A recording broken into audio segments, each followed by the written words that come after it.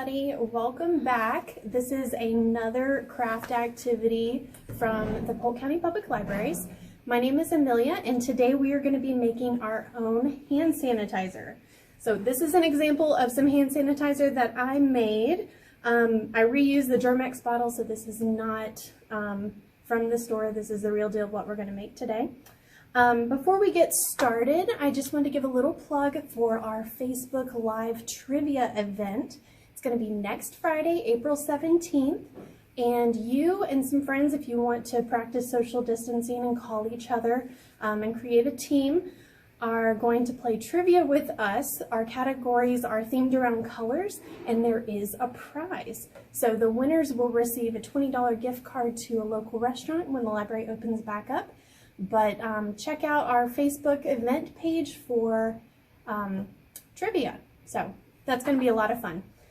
All right, well, for hand sanitizer, we have a couple of ingredients that we're going to be using.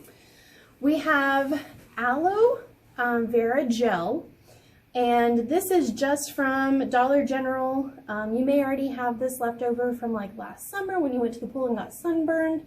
But if you are going to use the aloe vera gel, you find it with the sunscreen at the store. You want to make sure that it doesn't have lidocaine in it, because lidocaine is what makes your sunburn kind of tingly and feel good after being in the sun. And you don't want that on your hands when you're trying to clean them. It makes them feel yucky.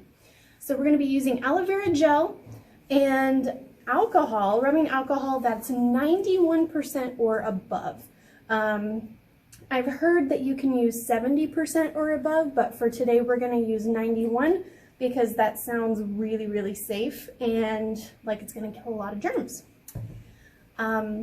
We also have vitamin E oil that we're going to put into the hand sanitizer when we're finished so that hand sanitizer doesn't dry your hands out completely.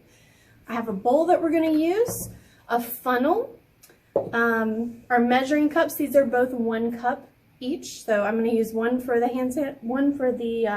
aloe vera gel and one for the alcohol, so we don't mix them just yet. I've got gloves that I'm going to put on for this, and I've got my apron on to keep my clothes safe. We're also going to be using a spoon or a whisk or some type of stirring utensil from your kitchen. And then once your hand sanitizer is made, you're going to have something to put it in. So we've used everything here at the library as far as reusing our hand sanitizer containers that we've run out of.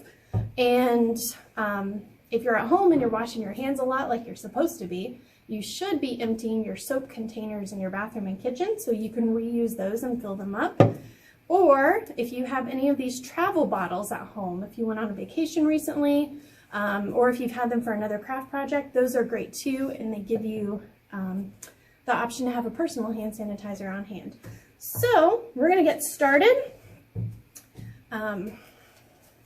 with our aloe vera gel, and I can guarantee that if you have kids that you're making this with, they're going to love it because this aloe vera gel is green.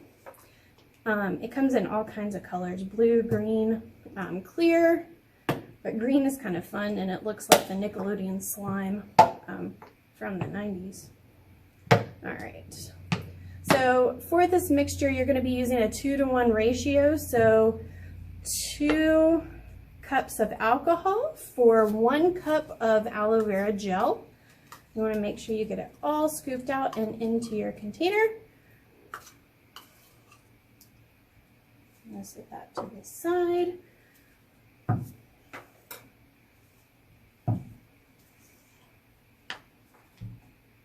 That is not opened. Here we go. Okay, and then 2 cups of the alcohol.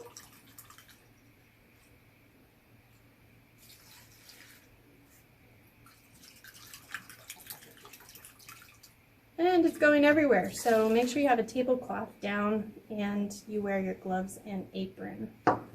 Protect your clothes. Okay, so I've got all that in here. I'm going to stir it together with my spoon. You can use a whisk at home if you want.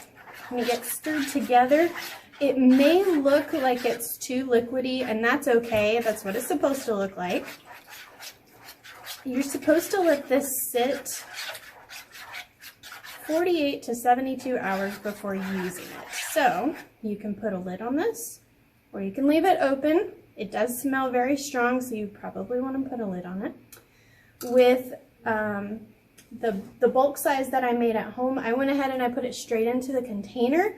And just every time I walked by it in the house, I picked it up and I shook it up to make sure the mixture was still together and not separating. After you get to this point, you'll wait, and then you've got your 48 hours down.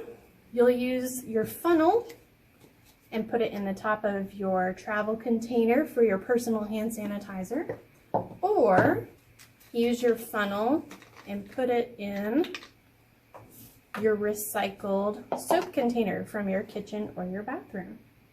And that's it. That's how you make hand sanitizer at home.